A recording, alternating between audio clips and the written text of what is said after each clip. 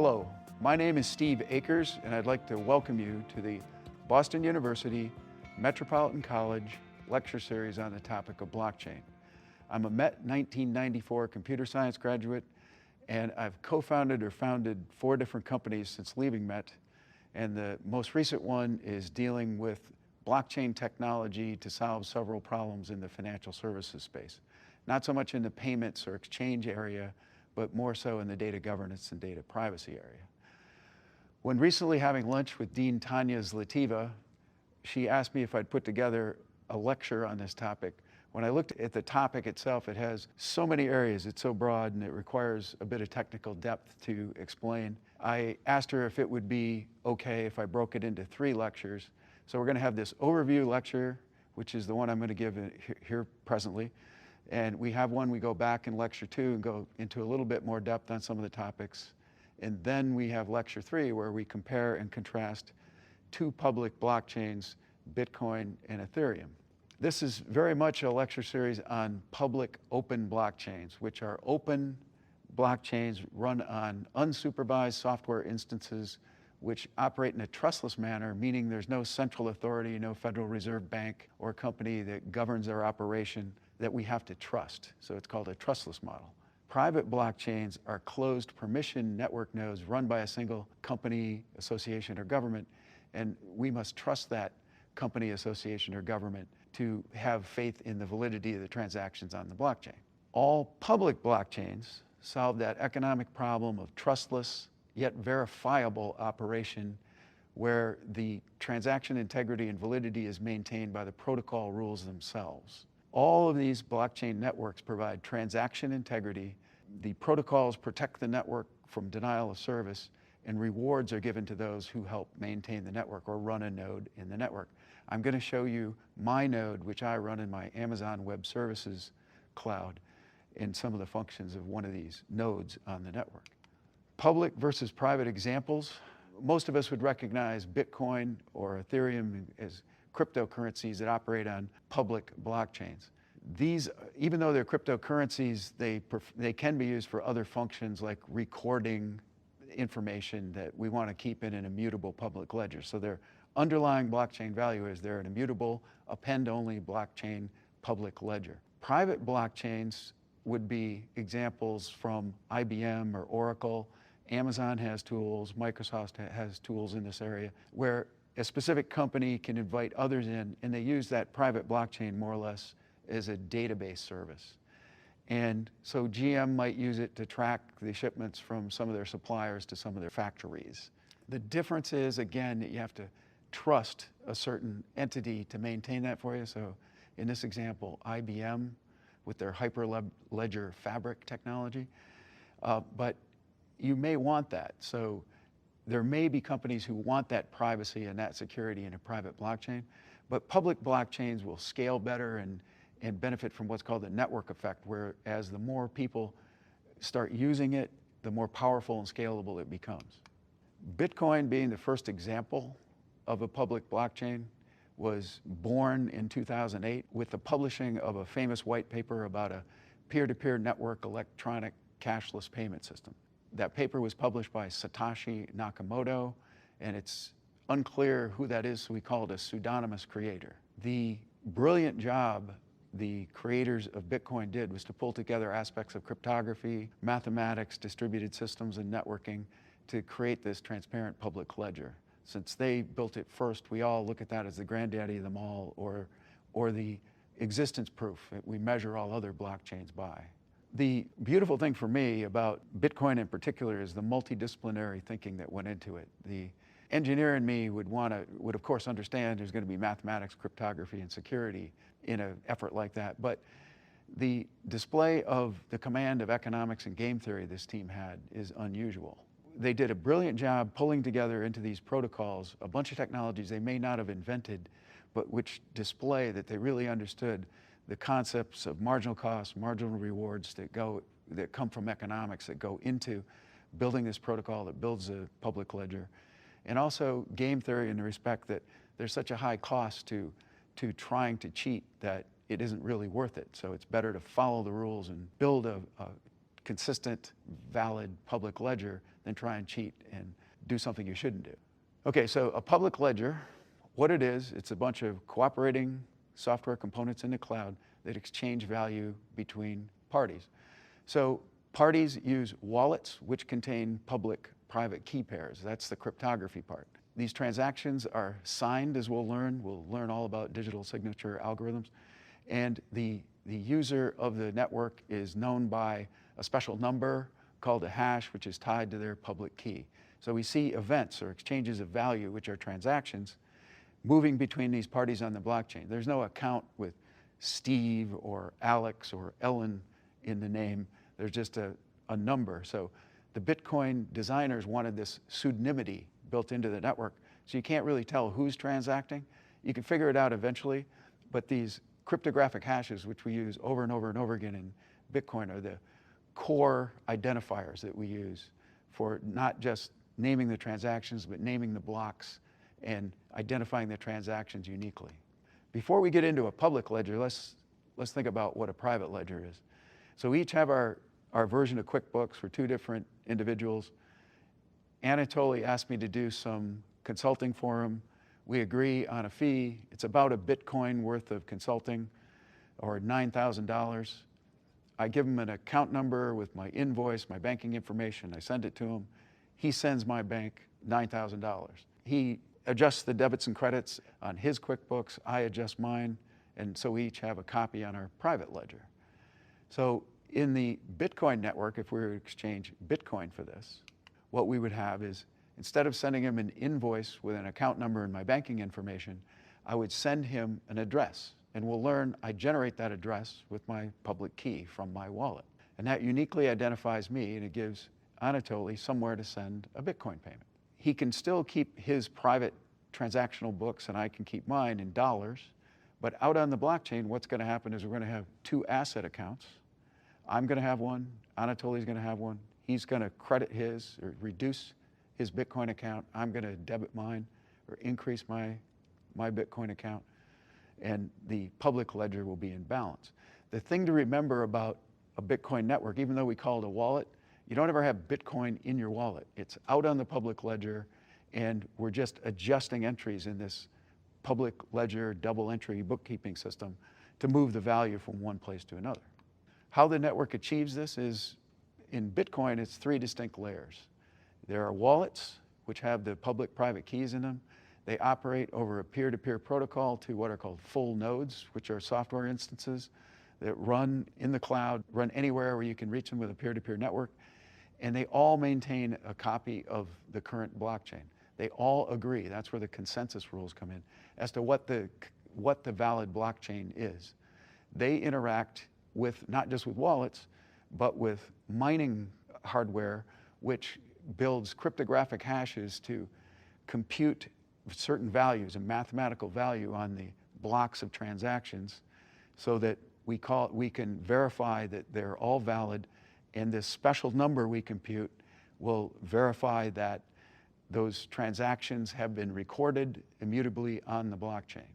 We'll go into all that mining process soon, but just think of it as wallets issue transactions intended for another party. The full nodes validate those, make sure that Steve can spend the Bitcoin he wants to send to Anatoly, and that transaction, once it's validated with public-private key cryptography, that's moved on to the miners that put it in a block, compute this special number on it, and kind of seal it up so that we can tell it's never been changed. And the goal of this is to build the longest chain, and we chain these blocks of transactions together with one of these cryptographic hashes. Before I define exactly what those are, let's look at the structure of a block and kind of how we link it together. So remember, transactions are exchanges of value. There are two ways value comes into your wallet. One is someone sends you a Bitcoin, like Anatoly sent it to me in that example. Another is the network gives me some Bitcoin, and both are locked to, as we'll see, my address. So me sending the address lets either the network or Anatoly or another person send me an increment of Bitcoin. Transactions contain inputs, outputs, and leave room for fees or enough enough Bitcoin left over to pay the miners for running this mining transaction, which takes lots of electricity and lots of compute power.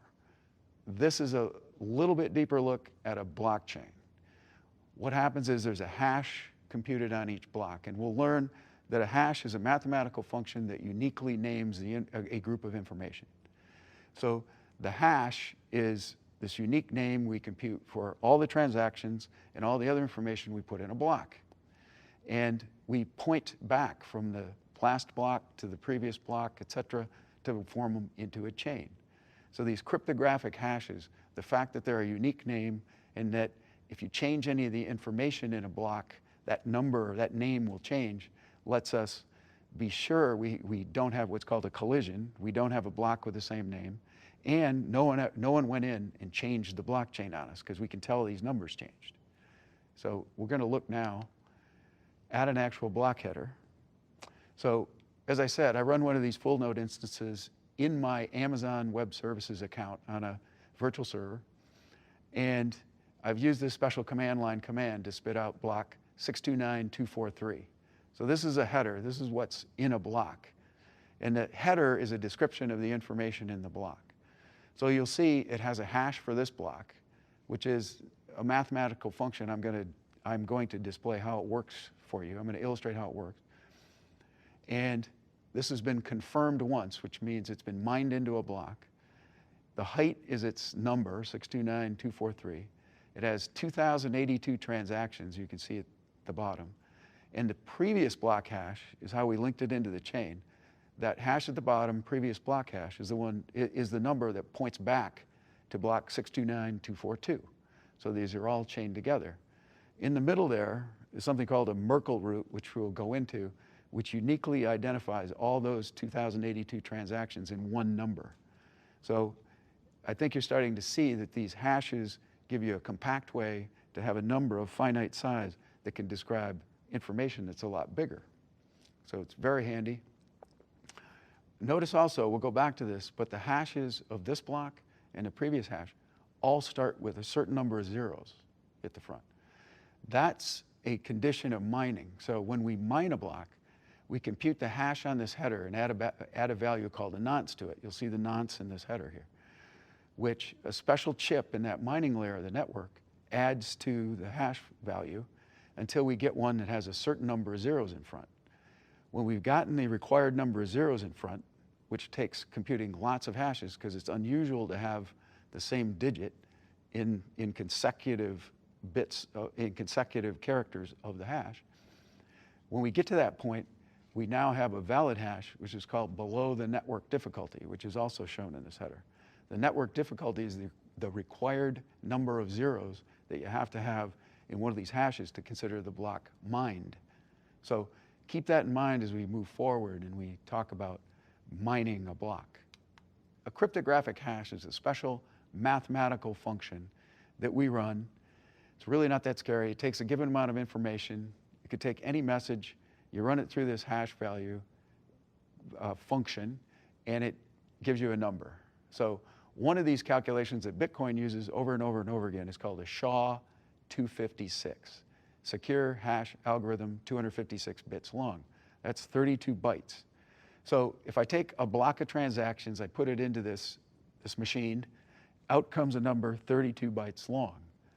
Now, the other property is if I change anything in that set of transactions, so if an attacker tried to change a transaction in the blockchain, this hash would be different. And remember, all the full nodes have a copy of the blockchain, so their copy would be different. Their copy of the blockchain would be different, and they'd notice that the protocol rules had been disobeyed by someone. The node with the bad chain would compare his to everybody else's and throw his chain out.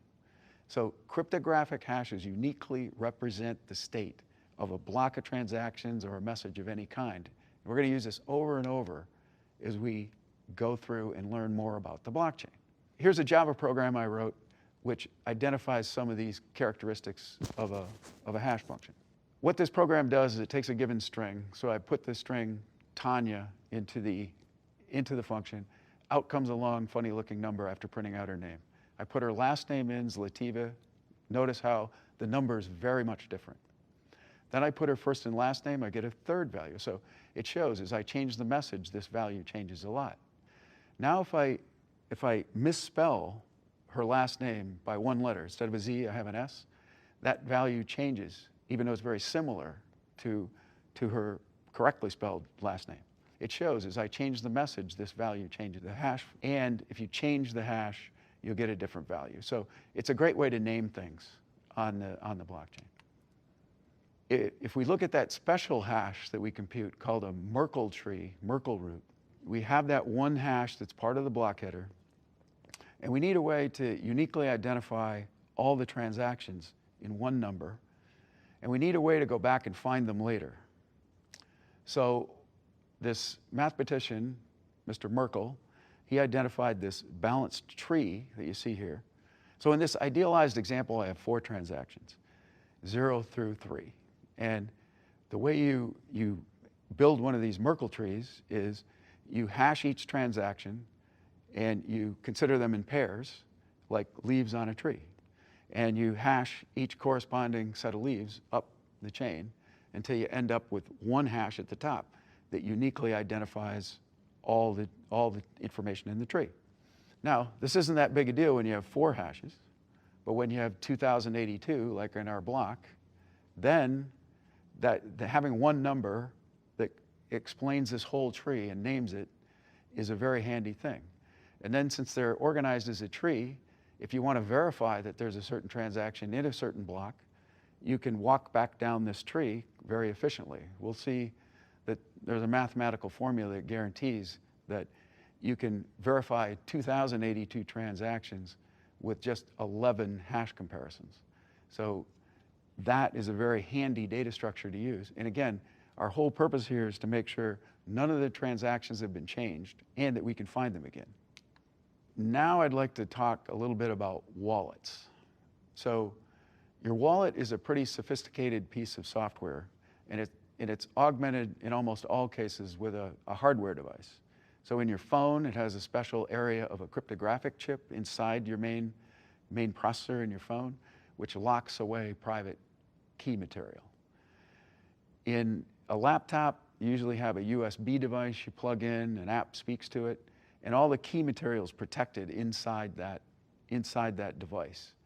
So it's very hard for a hacker, even if they corrupted the software on your phone, to get at the cryptographic chip and get your private key out. So what I want to do now is I want to explain that for each address where we're going to send an increment of Bitcoin somewhere or receive it, we took a public key and we generated this address that we can send to someone else that our wallet will uniquely identify as its own out on the blockchain. At the bottom of this slide, there's a long, funny-looking number, which is an address. Before we get into that, though, let's understand we use these public-private key pairs in a special way to generate the addresses, but also to verify that we are who we say we are on the blockchain. So we use a special kind of public-private key cryptography called elliptic curve cryptography. So we have an elliptic curve for generating public keys from private keys, and we have elliptic curve digital signature algorithm for verifying that a given private key goes with a public key. So basically we compute these 2 large numbers and they belong together, and we can prove it with this elliptic curve. So don't be intimidated by this. I just wanted to show you that there really is a curve and it really is elliptical. But it's really pretty easy to understand this. Your wallet, which has a random number generator, generates a big number that you can use with this elliptic curve to generate another big number. So the first number we keep secret is our private key, and we multiply that by a certain point on this curve according to a certain standard for Bitcoin, and out pops another number, which is a public key. And yes, the public key can go outside the wallet, and it can be used to verify that someone with our private key, us, sent that public key and signed a message with the private key and can verify the 2 go together. So the reason this works is that this elliptic curve is a little different in actual practice. This is one defined on the real numbers.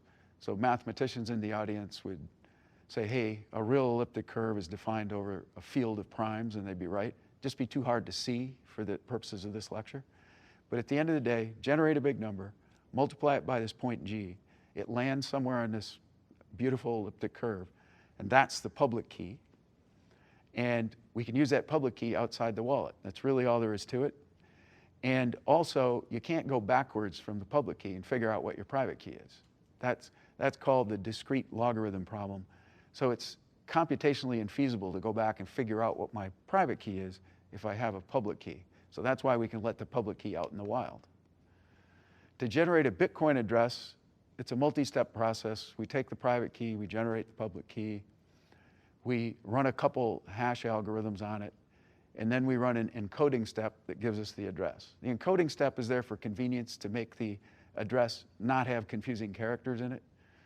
But that results in a thing you can build a QR code for, text it to someone like I did Anatoly in our example, and he can send me Bitcoin on the public blockchain with his wallet.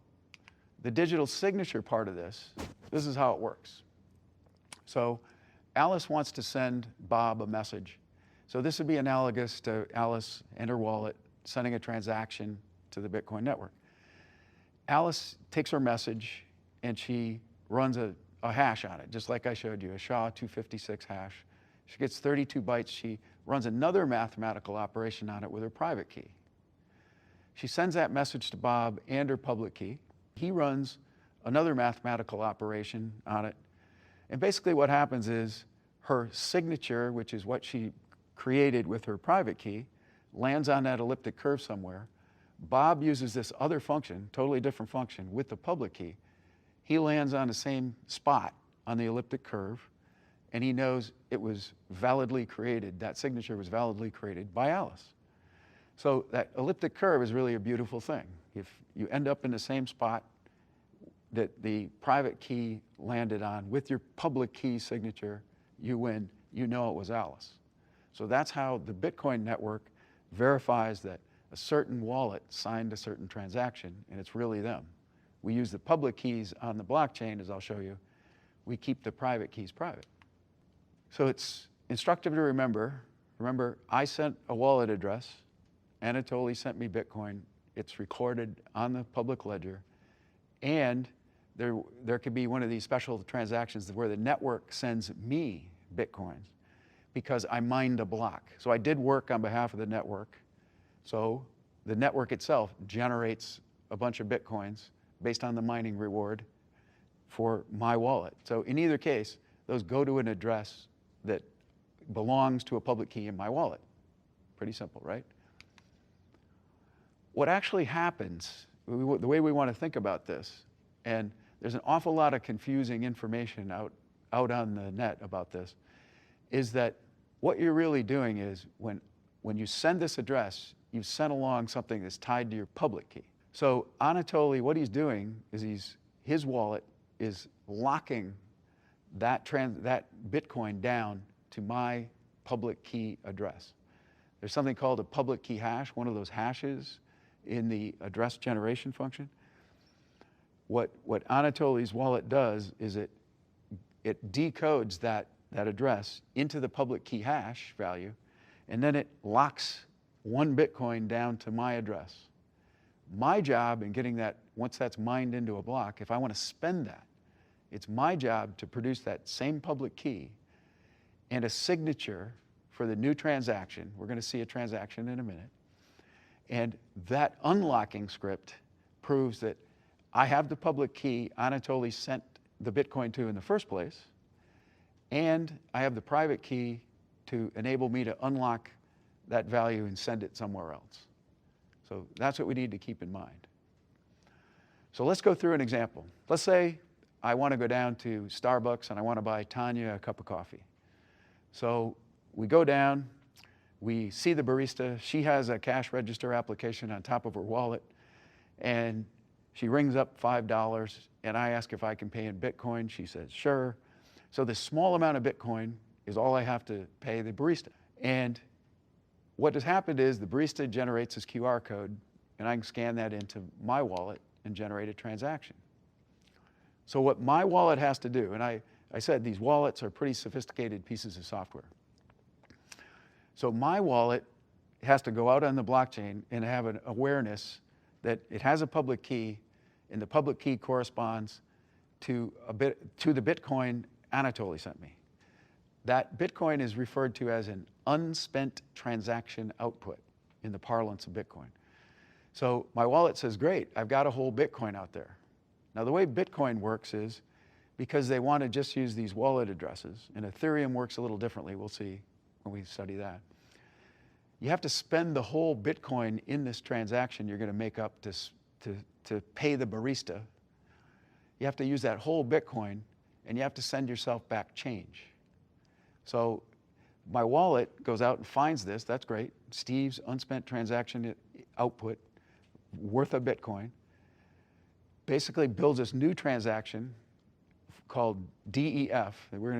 It'll have a name, and we'll give a little bit of Bitcoin to Alice the barista, and it'll give a whole lot of Bitcoin back to my wallet. So my wallet uses Alice's public key address to address her, and it generates a new address for me to receive the change back. It'll come to my wallet because it's a public key which generates the address for the change, which I control. So it's kind of a beautiful way for me to spend a $9,000 bill and get $5 worth of coffee and get a whole bunch of change back. At the end of all this, then Alice the barista is going to get $5 in her wallet. It's going to get mined into the blockchain, and she'll be happy. What you'll notice is that there's a little bit left over. So what I do is I leave a little bit of Bitcoin left over implicitly to pay the network. So in this case, I left 0.000445 Bitcoin, which at $9,000 is about $4, which is kind of a big mining fee. So the miners will love it. But that's the fee I'm paying the network, so I can get my change and Alice can get her money for the coffee. So that's how this whole transaction fee, transaction input-output system works. It's not as straightforward as it seems. And it's all due to this implication of the network that there is no coin in your wallet. It's out on the ledger. We have to adjust the ledger in certain ways to have it all come out even at the end of the day. So now that we've seen how a transaction is built and issued and validated by the network, let's talk about the mining process. So mining and consensus is the process the network goes through to validate and secure a block on the blockchain. So this is where a miner, of all the miners, will win a coin-based transaction, as we learned before, by forming a block, putting it into a certain format, computing a bunch of hashes on it that fall below that network difficulty value I was talking about when we looked at an actual block from my node instance. So this is where the full nodes all agree in the consensus view of what the blockchain ought to contain gets permeated out to all the full nodes in the network. So they'll all have the same copy of the blockchain when this process is over. In illustrative form, what happens is the wallet, like my transaction with Alice for the coffee, that's submitted to the full nodes. So they provide a ring of protection to keep the network from accepting transactions that are invalid. An invalid transaction would be someone trying to spend my Bitcoin that Anatoly had locked down to me. They wouldn't have the corresponding private key to go with the public key that I produced. So that transaction would be considered invalid by the full nodes, and they'd reject it. If the transaction is not rejected, it's put on what's called a mempool list, and it's made available to full nodes that have the hardware connected to them that perform the mining. So what happens is the miners go through a list from which they grab the transactions of the highest value usually, and they build them into a block, and they run hashes on them, and then they put them in the blockchain network. At the end of this, we'll have the longest chain possible. So a miner builds a block header, he adds the previous block hash, he computes that Merkle tree, he adds the transactions into a Merkle tree structure, performs all those hashes, uniquely identifies the transactions, and then he begins banging away, or she begins banging away on the task of computing a hash value same as we talked about with any kind of cryptographic hash value, that gives us a value that has a certain number of zeros in front. That's our goal. So the first miner to win that will win the block and get the Coinbase rewards. Remember, that transaction is special. It has no inputs from another wallet. It's generated by the network. At the present time, a block reward is 6.25 Bitcoins. Bitcoins are between $9,000 and $10,000, so it's like a $62,000, $63,000 proposition just to win the block reward, and you get all the transaction fees. So in our block 629,243, we had 2,082 transactions. So if those were all between $2 and $4, you get another $6,000 to $8,000 on top of the 62. So about $70,000 is a transaction fee. So again, you get the block reward and the fees. That network difficulty that I showed you, that is in the hash value. That's a certain number of zeros that have to be present in a hash. So you have to compute billions and billions of hashes to find hashes that have consecutive integers at all, let alone all zeros. So if I gave you two dice, two six-sided dice, told you to throw them, and they came back and take the sum, they came back with a sum, and you had to have a value below 12, that would be easy. You'd have 35 out of 36 ways to win. But if I told you you had to have a value below 3, you'd have to throw the dice a lot more. So that's why these miners, they take that block hash from the initial block header, they take a nonce, which is just another number, they add them together, tell the chip to just start computing hashes. The chip itself can compute these hashes until it comes up with one with a requisite number of zeros. Out it comes, and then that miner will win the race. That will have the right number of zeros that value below the hash network difficulty. Every 2016 blocks, the network adjusts the network difficulty. The reason this adjusts up and down is if a country or a company puts up a whole bunch of hash miners and they build a data center somewhere and put a whole bunch of devices up against the wall and increase the hash power of the network, theoretically, you're going to compute the hashes faster and win a block faster. So you may mine blocks faster than the required 10 minutes. With the Bitcoin network, the framers of the protocol wanted a block coming out every 10 minutes. So you get 6 blocks an hour. The reason they did this is because what they don't want to have happen is blocks show up. And remember, the network is distributed all over the world. So you may have competing miners come up with the same answer at the same time. And those, by the time they get all around the network, if they arrive at a majority of nodes and the nodes have agreed they already should mine the next block, that block can be orphaned. So a miner in Australia trying to get the blockchain to accept its block may have computed a value that works, but it didn't get where it should be in time, even though it has the right timestamp. It might have been computed at almost the same time as the block miner who wins the reward, but it just didn't show up in time and the chain's moved on, so that's considered an orphan block. And that miner, unfortunately, in Australia would get no reward. So the consensus rules are for the blocks to plop out every 10 minutes. So once the miner wins a block, and almost all the time only one of them wins, it broadcasts it out to all the other full nodes. They agree, it's a valid timestamp. They check and make sure the miner didn't put 2 Coinbase transactions in and try and pay himself twice. And just by the effort of winning the block, the miners paid themselves and the chain moves on. Everyone else goes on to mining block 629,245 if we were trying to mine block 629,244. No lecture would be complete without at least a brief overview of security and what can go wrong in this kind of situation.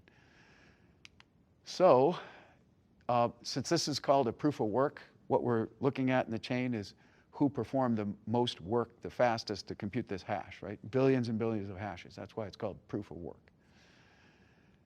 The biggest problem with any public open blockchain is double spending. So if someone spent the same unspent transaction output or Bitcoin twice, then that would be a problem, because they could spend their Bitcoin on one thing and spend it back to themselves and drive off the lot with a Porsche, for example, if they could do this.